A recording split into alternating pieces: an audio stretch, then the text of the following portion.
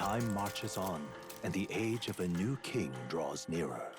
Welcome back to Metaphor ReFantazio. It's finally Idols Day, which means I can do my luck boost. But first, let us debrief with everyone. Or not, because we're not getting the debriefing today. I'm so sorry, Maria, but I'm actually not entirely sure what we're doing today. We are... Okay, we can do that. So I know exactly what we're doing today. Because I want to do that, because that guy is the GOAT. One of them. Anyway, but first, we actually have more than one request we can report. What are you playing at? If we talk to this classy woman... well, that's one way to put it. Oh, if you serve the royal family, though, you're probably an ally of us. Whoa. The Queen of Cuisine.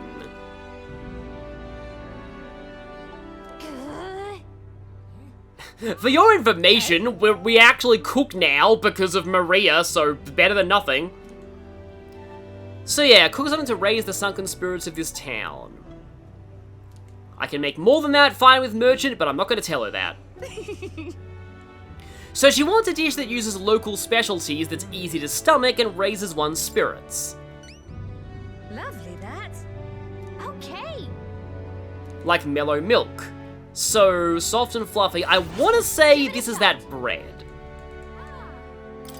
Yeah. Hey?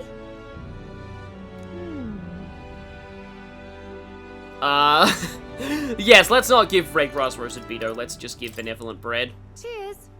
I think Hey? this is it. What are you playing at? Oh, I feel like I'd like this, actually. Sure. I appreciate it. So, quest completed immediately. Queen of Cuisine Heart. We get the koi, which is going to be useful for making those finisher noodles. And we get even more of a rank boost. I mean, there's still hundreds between us and the top 3, but at the same time, it's way better than thousands like it was before. Lovely, that.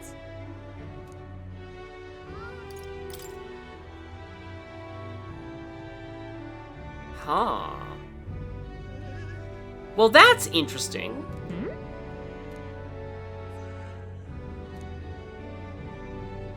Cheers. So, this is not the last we'll be seeing of her. Yeah. She's basically here to make sure we're keeping up with our cooking, but I want to do that anyway because of, you know, reasons, and those reasons are... Cooking can make some incredibly broken dishes. But Yeah, see, right now we have access to Stroll, Heisme, Maria, and this person, so we've got a lot of options. But I think we'll... Wait, no, first, hang on. Oh, Golden Shroom's first try, not bad. I have actually a lot of things that I can apparize, so let's go. It's got Ice, and a Lack Increase, another Sanctus Vigor. Probably need to just sell some of these at some point. Garlic Aromatic! Sorry, I already have enough of those. That turned out to be Igniter, and another Damascus Spear. I guess I want to have a party of 4 knights. But, I came here because... Yeah, there we go. We have the leader's semaphore. Now that I'm actually using Commander, I will take that. And I think I'll take care of my church purifying once we actually do the Grand Trad stuff. For now... Hello, Cuculus. Hello, person in a coat who's just trudging past.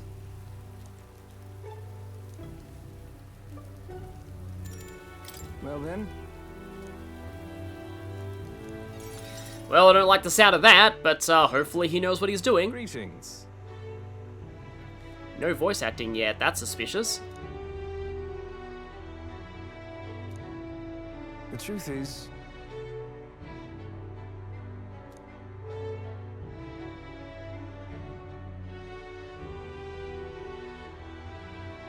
well then.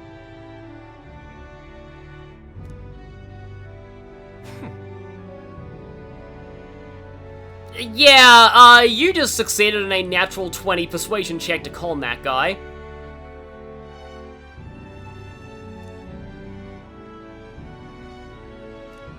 but at least we got our dagger back. And actually quite a lot of money. And a big increase to courage, I guess, of braving all those mimics. Okay, yeah, we're really climbing those rankings.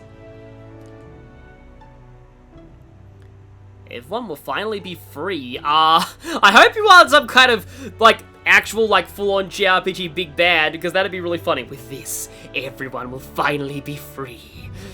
They will be freed from their bodies, and we'll all ascend to become one. That sounds like a JRPG final boss thing. I appreciate it.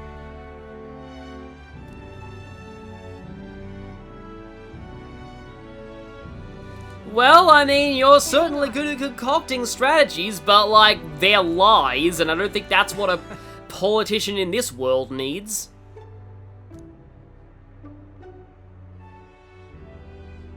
Huh. Be that as it may. I guess you think our position of Royal Spy Master is open. I mean, it might be something that we need one day.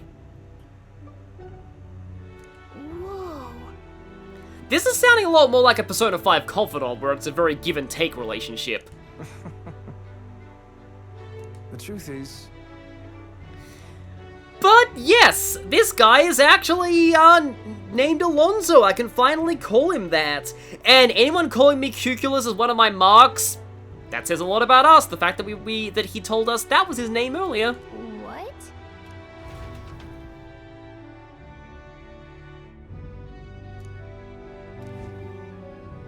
remember those winning strategies I mentioned? Well, the first lesson starts now. Aha! You thought it wasn't going to be a rank up because there wasn't full voice acting, but Alonzo is such a master of deception that he was fooling us with the game's meta mechanics. He pretended not to have voice acting, but now he does. I imagine you've led a rather rough life, considering the tribe you hail from. Yeah, you're not The wrong. world is full of unsavory sorts. That's why if you want to improve your life, you must never show a scoundrel mercy. If you're made a fool, you must pay it back in spades. Kindness is weakness, and the weak get robbed blind. Okay, I wouldn't exactly go that far. Thanks. I'll keep that in mind. Regard this not as the art of deception, but rather how to steal hearts. The morally sound way, of course. Yeah, your last big, well, apart from SMT5 Vengeance, but like your last really big release was Persona 5, so Atlas had to reference this.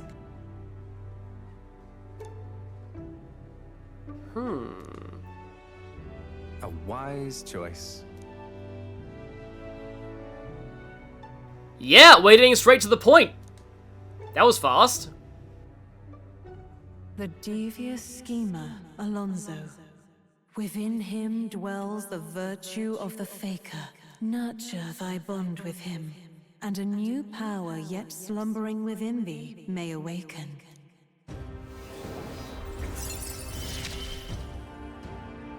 I assumed you were but a momentary distraction, but there's more to you than that. My other goat besides Nuras has arrived. And unlike Nuras, this guy's bond is amazing. He unlocks Faker, which is the debuff-centric class line, and Trickster has Debilitate. For that reason alone, I marathoned him to rank 8 in my first playthrough, and was surprised to find that the class with freaking Debilitate is the least of the benefits he provides. At rank 4, you get a 20% discount at all magic shops, which have a very good stock of items, so this is significant. And you get 50% more money from non-bounty quests. But at rank 7, you expand the selection at magic shops. This doesn't sound like much until you know what this expanded selection contains. A lot of very good accessories, including the Dodger Ring, which makes the enemy lose all their press turns if they miss a single attack, very good for Heismei, and the Utilitarian's Manual, my pick for best accessory in the game. This lowers the cost of synthesis by 1 press turn. It is insane what you can pull off with this item, and it's not uncommon to see the entire party having one by endgame. Oh, you also get full analysis for most enemies? Okay, he's trying to be a better version of Gallica too? All that, and his character and storyline is one of my favorites in the game. Seriously, Alonzo's amazing. Do his Bond. Do it. That should put us at 14 out of 15 for Moore's next rank. I found you, Faker. Faker? I think you're the fake archetype around here. You're comparing yourself to me? Huh? You're not even good enough to be I'll my make you eat those words. Come on, guys, you had to give me that one. It was obligatory. Anyway, Faker is this game's debuffing archetype, and given how good debuffs generally are in Atlas games, it's a nice one to have. Its hero passive gives you a chance of an automatic dodge in field combat, which is unreliable. Its stats aren't amazing, and it has 2 weaknesses and no resistances. Or so it seems. In fact, and this is something the game does tell you, but only if you check the archetype description in Academia, Faker has a hidden resistance to all ailments except for Hex, Burn, and Frostbite, reducing their odds by 70%, and this includes anxiety. Before I cover skills, it's important to note that Faker's normal attack is considered ranged despite scaling off of strength, which means it's not weakened by being in the back row.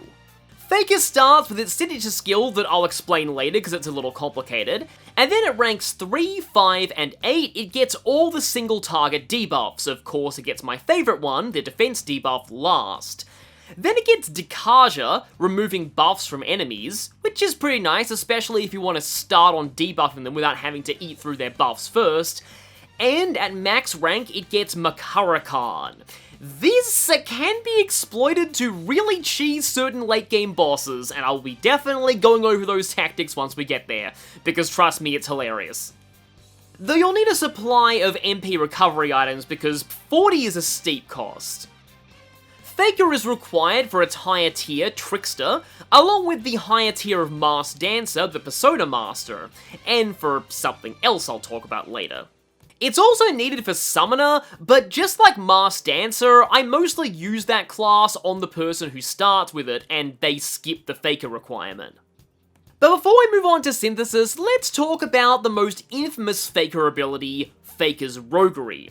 This is a rare skill with a percentage MP cost, 20% of your max.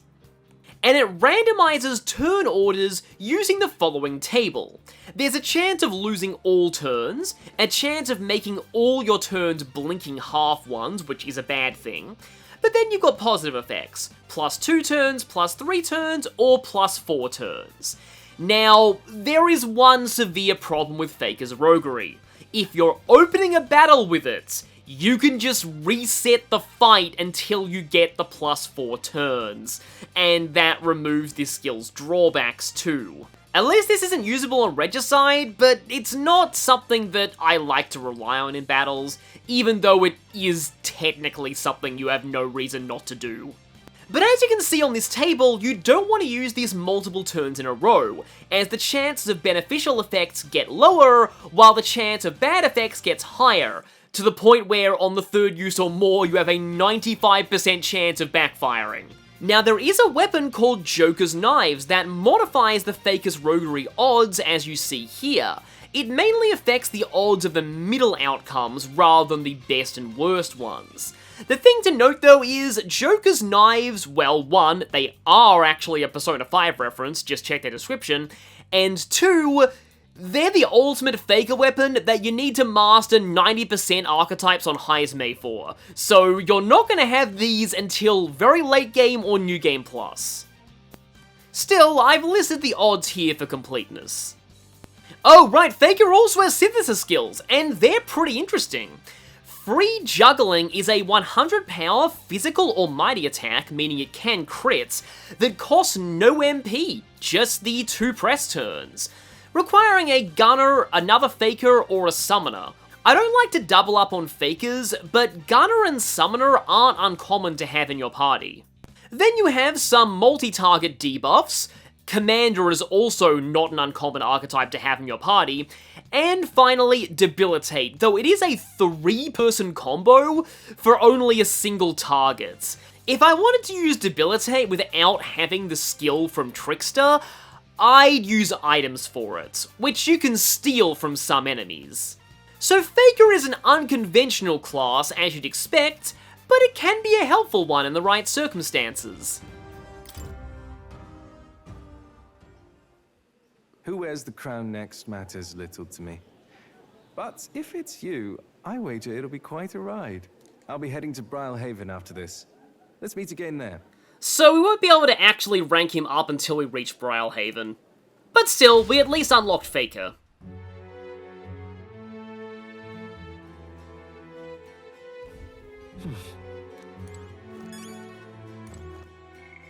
Okay, we unlocked Alonzo's entry in the memorandum, but, yeah, we don't have any bonds that we can do at night right now, because Heismay's stuck in day mode.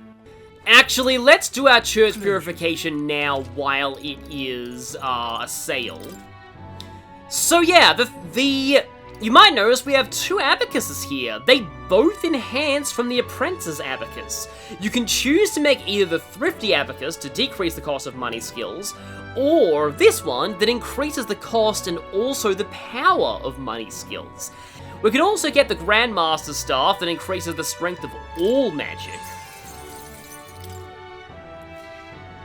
The Hellfire Fangs as a pretty good Faker weapon that makes normal attacks become fire affinity.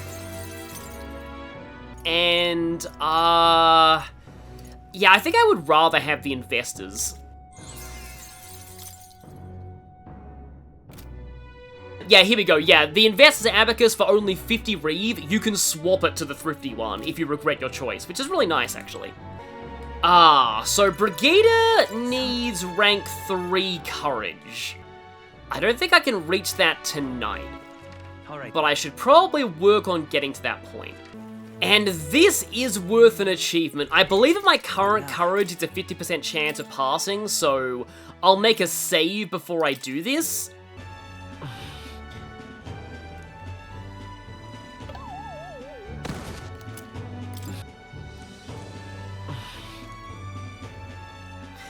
Yeah, if you get there's no backing out now instead of I'm terrified, it means you pass the check, so... Normally I wouldn't like doing this when it's a random chance, but I need the extra courage for Brigida, and it'll make my nighttime sessions more efficient, so let's do this. Of course, eventually Brigida will require even more courage.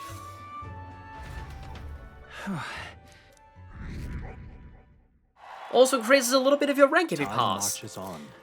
So, we only have one more day before we depart, and we have some business in Grand Trad. And that business is going to involve a dungeon. It's a little weird to be doing both, like, a bond bio, for a new archetype bio, and then also do a dungeon in the same part, but... True. I think that's about the most efficient way I'll be able to handle this. It's also not going to be a very difficult dungeon. In fact, I'm assuming that everything in that dungeon except the boss is going to go down to field attacks. So, before we go to the actual catacomb entrance, we're going to stop on San Lumio Street. It's been a while since we've been here. And talk to this guy with an exclamation mark above his head. Almost dire, I guess you could say, we've got trouble. What? Oh, my problems are so above yours. Yeah. Oh, your race is against fairies too, okay. That's terribly unfair. My wife died. That's terribly unfair. Also, it's terribly unfair that I'm talking to somebody of lower station. As much as I'd like to smite this guy and smack him in the face, it is a quest, so we need to do it. Maybe this will help this guy slightly change his opinion of us. Maybe. I like how I can see those children, like, kind of drawing on the pavement, and that one is hopping. In fact, actually, isn't that... I'm gonna check that. But yeah, we need to get the black jewel necklace back from the Mausoleum. You'll bestow a reward from... You know what? We are gonna tell you that we can make more money than that by using the merchant archetype. But yeah, it's stolen by a large, ghostly monster. And this right here is implying, and it is true, that there's a deadline for this request. Thankfully, we got here just in time. Now, the deadline is longer, but I like to take care of this during the Matira arc, mostly because it's just very, very easy if you do it any later. And it's going to, in fact, be very, very easy now. So, yeah, remember those things that you saw that, yeah, I guess it kind of is hopscotch, though they haven't actually drawn the hopscotch thing. It's just like he's touching the crack at the end of his animation there. But yeah, that's the step on a line, you break your spine, step on a crack, you break your back. That's the way that it was. I think like there are some countries where it's break your mother's back, which I don't know if that's worse. Depends on whether or not you care more about yourself or others, I guess. But as always, like, I like how the camera's like, oh look, the cathedral is so big and so massive. Don't you just love Sanctism and Forden? It's basically what the cathedral was designed for. But there are actually two quests here. Skeletons? Idiotic nobles? The goal. Well, yes, I am the omnipotent player, and I can see all of your internal monologues.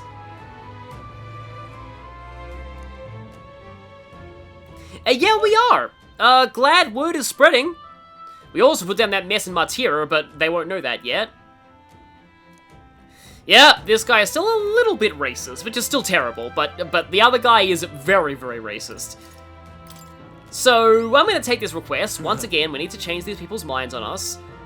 So, there's no way in hell I'd send it there myself, but an elder is totally fine if they rest their lives, right? Death sentence? Well, I mean, with Rodanth here? Probably true, yeah. So yeah, July 30 deadline. We need to get 8 mortar skulls. So basically we have to bash a few skeletons. I guess we can't let that guy get executed. I wonder what happens if you actually leave it to the deadline. Maybe he does, like, disappear. I don't know. This game isn't, like, you know, super, like, idealistic or anything, but I doubt they'd actually go that far. Before going in there, you probably want to double back to the Hushed Honeybee Inn and buy this info. Hey. This might be an amendment because I may have forgotten to buy it, so when you actually see the boss fight, I won't have its affinities logged. But anyway, graveyard off the side of the cathedral. Take the stairs down. Mausoleum, place of reverence for deceased nobles, place now dead of monsters, like this is that necromancer. It's called gelatinos. Physical attacks aren't effective on them, well, unless you outlevel them in the field, in which case they all just die. The red gelatinos, they absorb flames. We found those in the sandworm's stomach, so we already kind of know how to deal with them. Powerful monster now stalks the Mausoleum's halls. Couldn't stop staring about seeing a ghost or cast hexes in addition to blasts of dark magic. So it means from dispelling hexes. Yeah, you can buy an accessory that nulls hex at Gloom Hall, though that requires it to be at night, when you can't enter the Mausoleum anyway. Or you can buy anti-hex items at the church. He doesn't actually tell you that the boss of this place repels, strike, slash, and pierce. Oh, Heizme is so close to mastering Thief, and it feels weird not to master it through combat, but, like, I might as well. So, yeah, we have Muda on. Very useful for us going into a den of ghosts and skeletons. But, yeah, we get +2 agility out of that. The other one I can put on Commander. And speaking of Commander, I want to rank that up a little bit, because I really want Formation and Vigor. The General's command may turn the tides of war. I love all of Heizme's archetype lines. And you know, ranking up Healer more on Hulkenberg, not bad. Ranking up Brawler more on you, not bad. And I do want to get Brawler up on you, but here's the thing. There are going to be a lot of weak enemies that I can take out on the field, and for that, I kind of want Merchant for the extra cash. So, Should we go in? let's go! Well then. Into the Grand Cathedral, the Mausoleum. We can't actually explore the main Grand Cathedral anymore, but we can still go through the Mausoleum, and now, finally, we can get those items that were so painfully taunting us earlier, like a chest in a cutscene in a Kingdom Hearts game. Stay present and focused. So yeah, let's take that. There's a whole bunch of coffins here, but Found something. I mean, Let's take it with us. hopefully they're not like you know, people aren't going to miss those things, but, well, that one's tightly shut from the other side, but we have a staircase that will lead in here. So, let's go. There's really not, like I want to save my talk about liches for later on. Also, we have a soldier here. So well, two soldiers here, actually. So I thought that I'd spend this time talking a little more about just my thoughts on how the game's been as a whole, and I guess just kind of debriefing about how the playthrough's been going lately, and, you know, what things have been like, and just kind of recapping what we've been doing so far. Yeah, let's not tell you about that. I mean, theoretically, you could do it too if you actually had the resolve to face your own fears, which you probably don't, because your name is Troubled Soldier. Of course, your captain started booking it. Why is every captain in this army terrible? Thank you indeed. I mean, probably not as bad as Klinger, but, well, man, we don't have to worry about him anymore. Let's just say, Laggard Soldier. Yeah.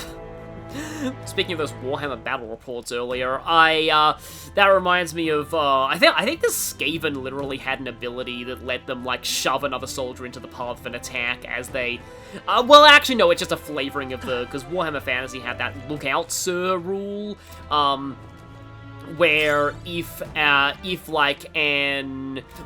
you are potentially, like, one of your squad leader is gonna die, you can instead have a regular soldier die instead. Whereas, like, for most people, that represents the soldier just shoving them out of the way, basically pulling a kanji from the final battle of Persona 4. But for Skaven, it's like the commander flees like a coward and shoves one of their own rats into the line of fire, because Skaven. Anyway, I'm talking about Warhammer a little bit, but, like, Warhammer is honestly one of the main, like, fantasy works that's in my frame of reference, in spite of the fact that I never actually played Warhammer Fantasy. Hi, Specto jump scare. Oh, and hello there. So, these are the things we need mortar skulls for, but we can kill them on the field at this point, so it's fine. We just want to make sure that we stay around these coffins, because we kind of want to get jumped by those skeletons. But yeah, I feel like if I had played Warhammer Fantasy, I probably would have played Bretonnians, just because, well, as you can tell by me, I like fantasy, I like knights in armor, I like just generally those kind of tropes. And honestly, that's why I was really looking forward to Metaphor ReFantazio. When Atlas first suggested that they were, oh yeah, we can kill Spectres in the field now. When Atlas first implied they were making their own fully high fantasy RPG, I was like, well, I love Persona, and that's cool, but I did have my reservations. I was primarily afraid of the fact that it was going to be yet another one of those kind of games that I like to sum up as... and I've already talked about this on my channel, actually. I've already talked about it in the whole My Thoughts on Metaphor video. By the way, don't watch that if you don't want spoilers for this playthrough. There's going to be a lot of spoilers in that. I think I actually talked about how much I was looking forward to doing a playthrough of this game, though, in that video. But also my thoughts on that Atlas first, you know, announcement of Metaphor. In fact, that's actually kind of yeah, go back and watch that video and see what my thoughts were then. But, like, my fear at the time was that this game was going to be, mostly because I know how dark and deconstructive Atlas games can get. And I know how a lot of Atlas games are very much about a societal commentary, particularly, and they can get very condemning about aspects of society that they don't like. And, you know, not that's a bad thing or anything, but I was afraid that that kind of mentality would become the kind of fantasy work that I like to sum up as what The Boys is to superhero stories, this is to medieval fantasy. Okay, post-commentary Clinky taking over here, because past me went into a very heated rant at this point that I feel was ultimately too negative, and this was meant to be about positively reflecting on the journey so far. I need to let go of this. I have a lot of lingering bitterness and frustration towards the growing trend of very dark, very deconstructive fantasy stories. And also just the trend towards dismissing any light-hearted and hopeful media as overly naive or not meaningful. And that's actually one thing I love about Metaphor, because Metaphor is ultimately about the power of stories in general, the power of stories to inspire hope, and the positive power of fiction. At the same time, also being condemning of both escapism and overly romanticizing historical medieval times. Like, the whole point of the fantasy novel is, oh, look how hilarious it is that people in a medieval world think our real world is a perfect utopia. Like, there's definite satire there, and it's very clever, but at the same time, I appreciate Metaphor for not dipping into the territory of just making everything relentlessly bleak, and also kind of shaming the reader for getting, or the player, viewer, what have you, for getting invested in a fantasy world. Because that is a trend that I've seen in certain, and to avoid my rant, I'm not going to name names, but I have noticed that I think a lot of writers these days can't tell the difference between toxic escapism and the genuine love and joy that comes from immersing yourself in a world and its characters. Anyway, yes, this key is contained in the treasure chest, which means that it's very, very important. But honestly, it should not be a bad thing to fall in love with a fictional world and fictional characters. I mean, I don't mean like literally fall in love in like a waifu sense, although, you know, you do you if you're into that, I'm not really. But I mean like getting invested in characters, their struggles, feeling emotionally invested, you know, laughing or crying over stories. So there's the boss door, but it's actually locked. We need to find the second half of the key. There is also the cat there. Also, that one's shut from the other side. We've got a few, like, kind of, I guess, doors to before here. There's also a safe room here, and I believe I do talk about this later on when I let live commentary me take over again, so I'm not going to step on his toes. But you get the feeling. I just feel like that there's a fine line to walk between legitimately giving commentary on the fact that, yes, medieval society was not a very good place to live, and yes, monarchy is not a good form of government, but I also feel like enjoying and getting invested in a well-crafted medieval fantasy world where there are just many people living in this world, both good and bad, all with their own lives and fleshed out characterizations, and when there's just so much going on, both political intrigue and just generally people living their lives and finding joy, finding hobbies, finding friendships and love and everything. I don't think that stories should be making the reader feel bad for that. And I feel like that is becoming a trend. Also, we're getting a little bit of justification here as to why there's still a lot of monsters in the Mausoleum and why the army is not doing a whole lot. So, yeah, don't miss the conversations in these rooms. This, I believe, is the only optional dungeon that has Magla Hollows, which, again, very, very strange. Right there. And to avoid bashing fantasy works of recent history that I don't enjoy. Also, yes, I'm pointing out the fact here that all the enemies have respawned thanks to me being in the Magla Hollow, so I probably should run around here and whack everything for merchant money, but I will go back and do that off camera, obviously. So, I thought instead I would praise a work of medieval fantasy that I've experienced recently. Actually not physically played, I've only experienced it through Let's Plays, streams, and other videos and speedruns, but that I honestly think is really refreshing in kind of a strange way, and that is Dragon Quest XI.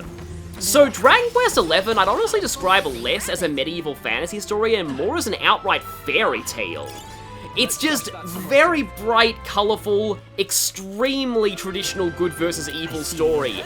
However, at its core, there's a surprising amount of nuance and subversion to the tropes that it presents, while also just genuinely creating a really heartwarming story with also moments of genuine tragedy and heartbreak and horror too. Like, for those who played that game, the Hotto arc, I never expected to feel such strong emotions about a town where everyone speaks in haiku. The fact they actually made that work as a seriously emotional plotline is crazy. But yeah, no spoilers, because that arc is incredible.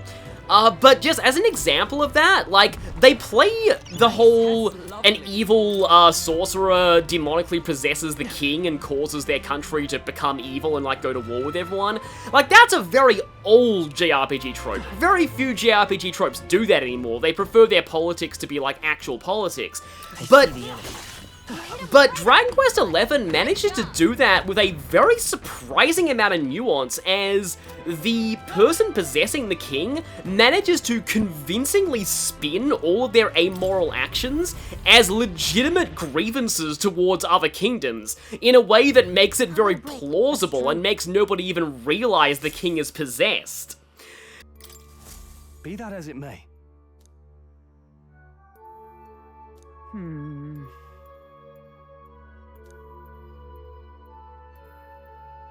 It's very genuine manipulation from a character who's otherwise a very traditional JRPG villain trope. Similarly, I've seen whole video essays on why Sylvando, despite him being an extremely stereotypical, like, you know, he's like the kind of character from, like, 2000s, from, like, 90s RPGs who would, in those days, be a ha-ha funny gay stereotype. And I've seen entire video essays on how he's, like, legitimately one of the best queer-coded characters in any JRPG, because the story never treats him as a source of ridicule.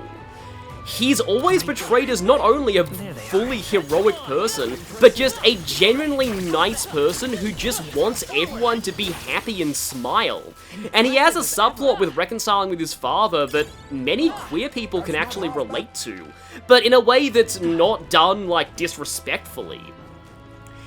Yeah, in general, if you have not played Dragon Quest XI, I'd recommend checking it out. This is on top of the gameplay being quite refined for a... Like, I tried playing Dragon Quest VIII myself. I couldn't really get into it because the gameplay just felt way too basic for me. Like I love turn-based as much as the next guy. I wish more people love turn-based games, honestly.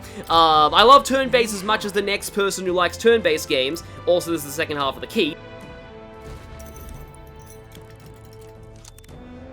But I felt that the battle system of Dragon Quest VIII was a little bit too, like, boring. This is also the other side of the lock here. But 11's battle system is pretty good. And yeah, it's not just Sylvando. The entire party's great. There's a character in that game who I have actually gone on record in earlier videos of mine saying is the best Camus character of all time. And he's not even from a Fire Emblem game. And okay, at this point we've explored pretty much everywhere. I'm gonna cut ahead to live commentary me, but yeah, hopefully that rant was a lot more wholesome than the one I had in my live commentary. So, yeah, I'm glad that I took the time to go back and re-record the commentary here. Oh, also, Hero's Leaf of Life out of this chest, because I hadn't explored everything. Okay, now I'm gonna go and cut ahead. After I use this on an archetype. I believe I end up using this on... Oh yeah, because we're going to get the next level of Brawler soon. Okay, we have 8 Mortar Skulls. Good. Okay, yeah, we need the Inner Sanctum key. Thankfully, Gallica stops you from going in until you're ready, because in there is a boss that is going to repel all physical. So, I'm going to run around and whack the remaining enemies and get money before we leave. We have over 70,000 Reeve. And also, 40 corrosive acids now. And just like the Martira Castle, this place is also a temporary dungeon, though you have more time to explore it. So if you want to farm corrosive acid, maybe do it now. It's also really weird, like, there are 2 save points in this dungeon. And yet, with Plateau being here, they feel kind of unnecessary. I almost wonder if this was meant to be part of the Grand Cathedral dungeon. But they cut it and then moved it to a side quest because it would have made the Grand Cathedral too long. That would explain why there are Magla Hollows here. No other quest dungeon has those. Oh, okay, I definitely want you on Brawler for an energy ray. I was worried you wouldn't be able to damage this boss, but you certainly can now. Oh, and I do want to show off Formation of Vigor. Ready? Yeah. So, the boss here is pretty much just the same thing we already fought as a regular enemy, back in Cuculus's, but Alonzo's dungeon. Wait. And yeah, that is actually interesting. This thing is not technically a dead person. It's actually just a monster transformed by a Melancholia crystal. It's fake undead. Kind of reminds me of that thing with, you know, what they called, Redeads in Smash Bros. That were like, oh, actually, Redeads are not really undead. They're just clay things. They're pretty tough. Better be careful. But yeah, this thing is, it repels Slash, Strike, and Pierce, and it's weak to light. But now we can actually fight these when we were just killing them on the field before. They also drop actual things, so, But anyway, yeah. So if we use Formation of Vigor on Heismay, who is fast enough to go first, it means that I'm able to... that is only single target. Let's not do that.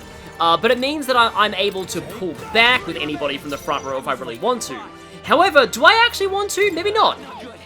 Oh, that's bad. That's actually terrible. Okay. Well, I guess I can strike hit you there. There's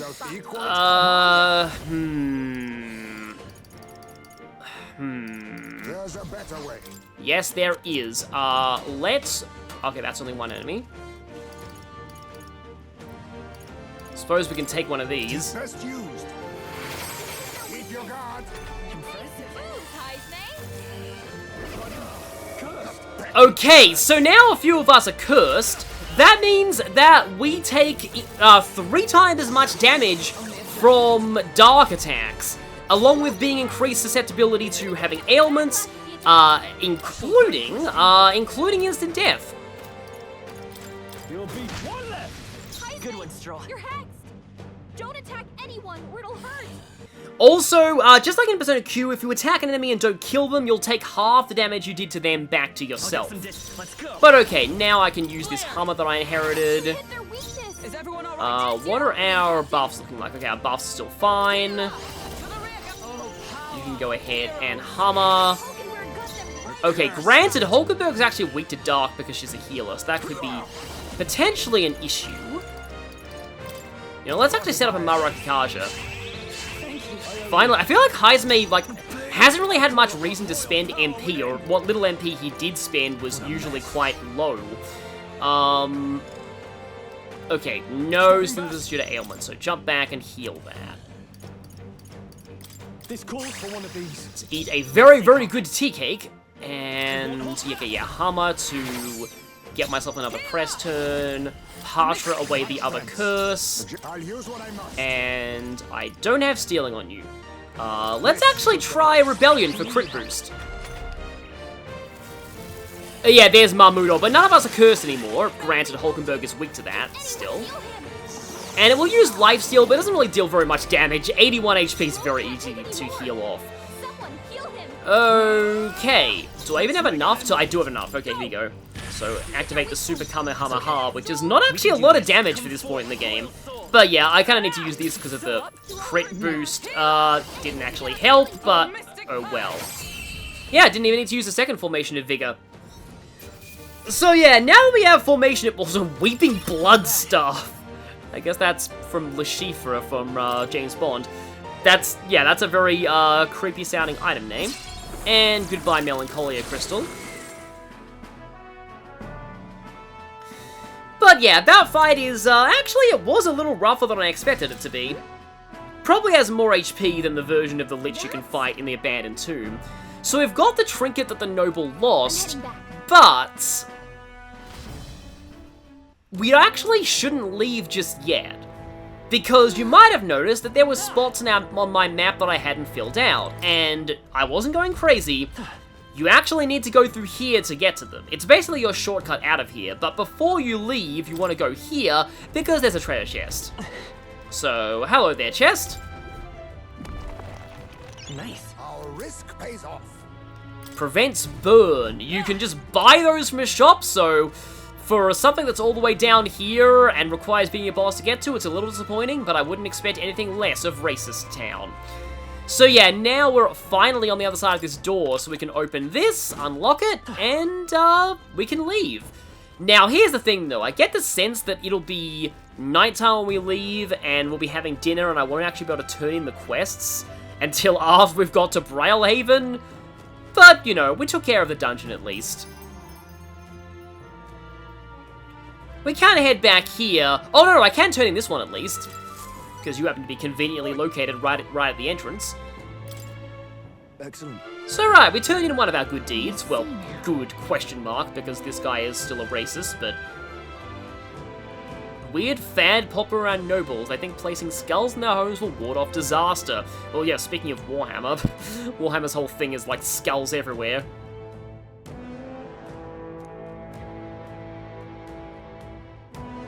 No kidding. Well, I mean, Stroll certainly is, but he's the exception and not the rule. Oh, it's actually kind of interesting that they're scared after that. Well, it will once, you know, maybe a certain someone becomes king. Just saying. Mission accomplished. But now we don't have to worry about this guy being executed, and we don't get any royal virtues out of that, but we do get a little bit of money and some armor. Okay, well, yeah, I guess he is turning around his racism, and really, that is the best thing we can possibly take away from this. What would Heisman have to say about this place?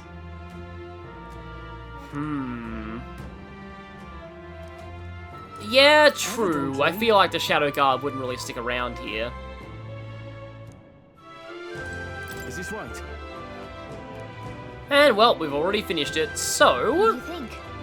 Yeah, we gotta call it a day, and... Basically, the moment that we do, we're gonna be leaving on our trip to Braillehaven. But I guess that snooty noble racist deserves to wait a little longer. Speaking of, We should return it with haste. We can't really make haste there. And yeah, that chef is gone from the background. Before we forget. You heard this? But yes, it's going to reopen tomorrow, so we'll probably be forgetting. It's not going to really be on our minds. But yeah, good job. We got ourselves a new archetype, we got ourselves a new bond, we cleared out the Mausoleum, and completed one of those 2 requests. We also purified some stuff at Grand Trad's church. So, I'll see you all next time as we head out onto the road once more.